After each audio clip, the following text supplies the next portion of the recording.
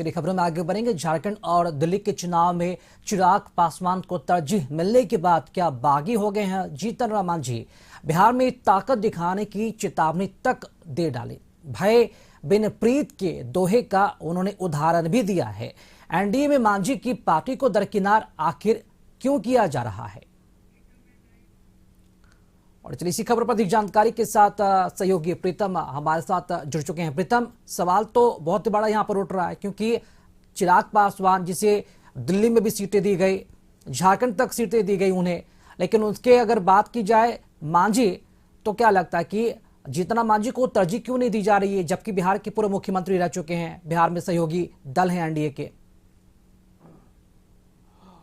देखिए राकेश, एनडीए गठबंधन में जितने भी लोग हैं सबको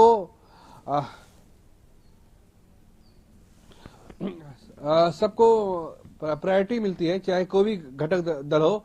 लेकिन चिराग पासवान मांझी की सियासी हैसियत में बहुत अंतर है।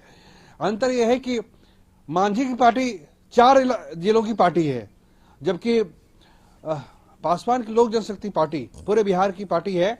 और 2020 में चिराग पासवान ने अपनी हैसियत बताई थी जब उन्होंने पूरे मनोयोग से चुनाव लड़ा था और जदयू तीसरे नंबर पे आ गई थी। मांझी इस मुकाबले में नहीं है कि वो चिराग के मुकाबले खड़े हो सकते हैं।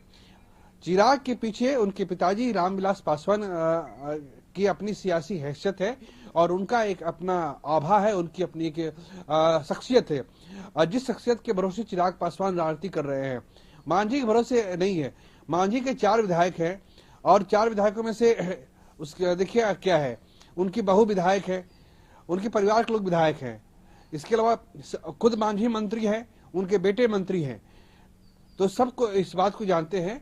मांझी के बारे में कहा जाता है कि जब भी चुनाव की बेला नजदीक आती है तो वो इस तरह के बयान देते हैं, लेकिन भाजपा इस बयानों को ज्यादा प्राथमिकता नहीं देती है, क्योंकि मांझी ने तेजस्वी यादव के साथ भी चुनाव लड़के देखा है 2019 में, उनकी क्या स्थिति हुई थी लोगों ने देखा है।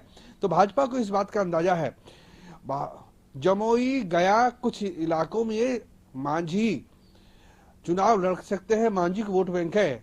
सच्चाई यह है कि मांझी अगर अकेले चुनाव लड़े, मांझी की पार्टी अगर अकेले चुनाव लड़े तो जीत की बात तो दूर, मांझी की पार्टी की जमानत जब्त हो जाएगी। इस बात को भाजपा के लोग भी समझते हैं।